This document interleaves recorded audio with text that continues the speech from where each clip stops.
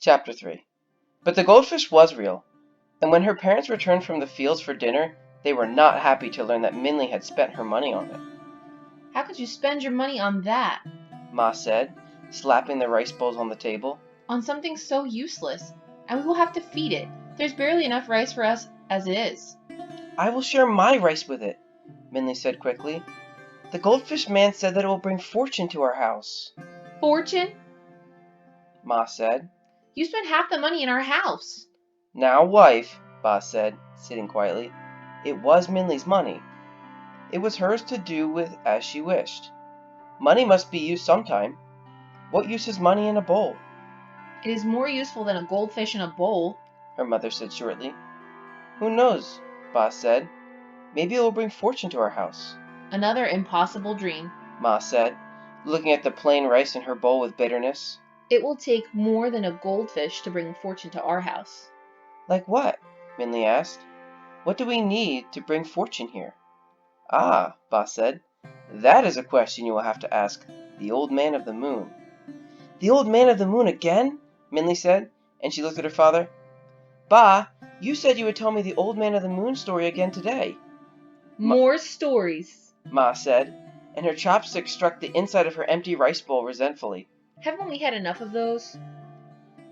Now, wife, Ba said again, stories cost us nothing. And gain us nothing as well, Ma said.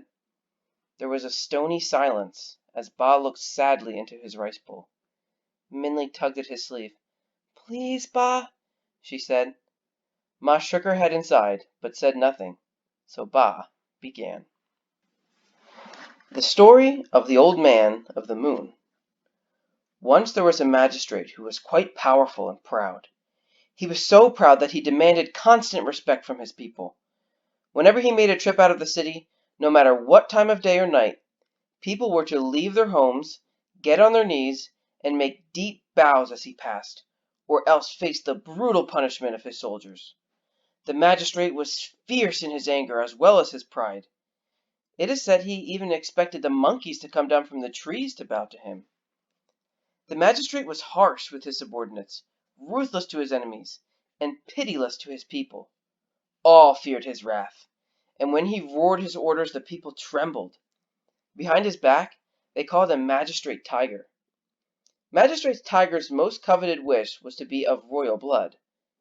His every decision was crafted for that purpose.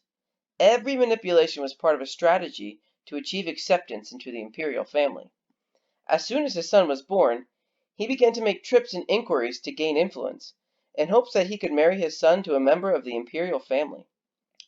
One night, as the magistrate traveled through the mountains, again on a trip to gain favor for his son's future marriage, he saw an old man sitting alone in the moonlight.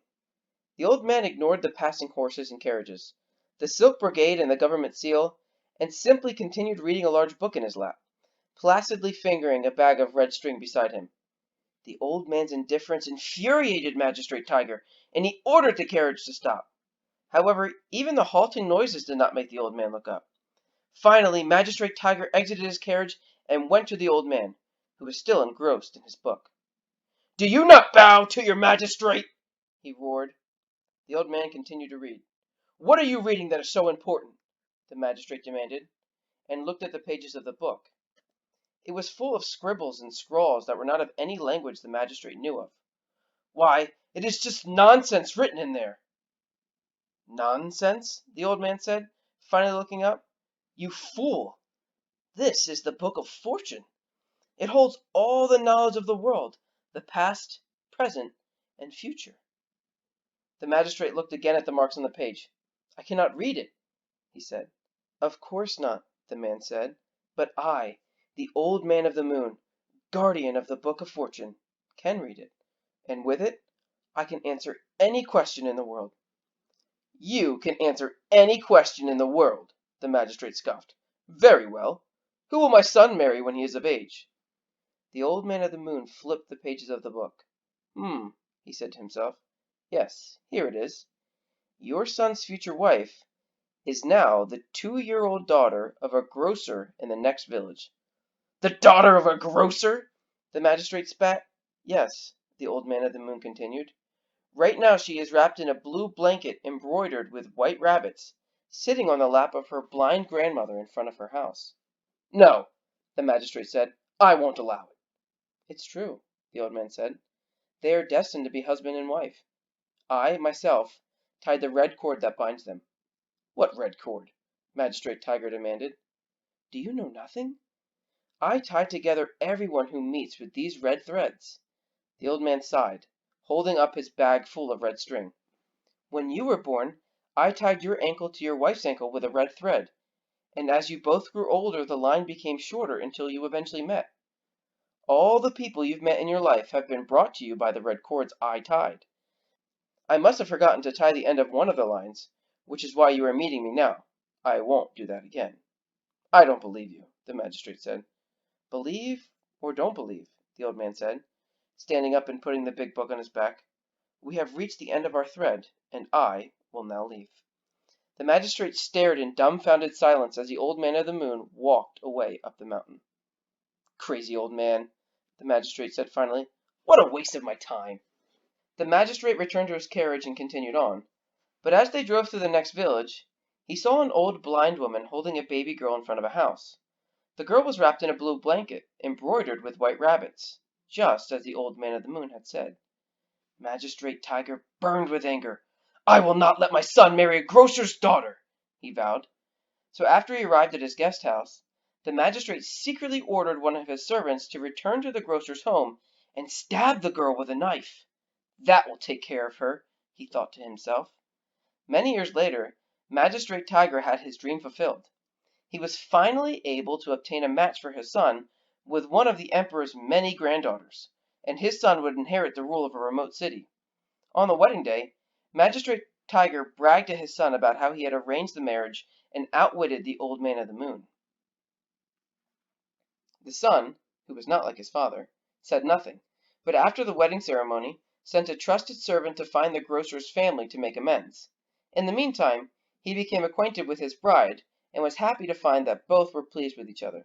He found his new wife beautiful, the only oddity about her being that she always wore a delicate flower on her forehead. Dear wife, he said, why do you always wear that flower, even to sleep? You never remove it.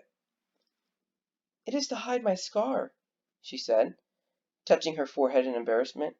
When I was a child no older than 2, a strange man stabbed me with a knife. I survived, but I still have the scar. And at that moment, the trusted servant came rushing in. Master, he said, I made the inquiries you asked for. In a flood many years ago, the grocer's family perished, except for the daughter. The king of the city, the emperor's 9th son, then adopted the daughter and raised her as his own, and that daughter is your wife. So the old man of the moon was right, Minley said. Of course he was, Bob replied. The old man of the moon knows everything and can answer any question you ask. I should ask him how to bring fortune to our house, Minley said. He would know. I'll ask him. Where do I find him? They say he lives on top of Never-Ending Mountain, Boz said. But no one I have ever spoken to knows where that is. Maybe we can find out, Minley said. Oh, Minley. Ma said impatiently. Bring fortune to our house? Making fruitless mountain bloom? You're always wishing to do impossible things. Stop believing stories and stop wasting your time. Stories are not a waste of time, Boz said. Stories? Ma said, slapping her hands against the table, making the water in the fish bowl sway as she stood up and left the table. Are what wasted money on this goldfish. Minley stared down at her rice bowl. The few white grains left sat like precious pearls at the bottom of her bowl. Bob patted her arm. Eat all your rice, daughter, he said, and with his shaking hands, he scooped the last of his own rice to feed the fish.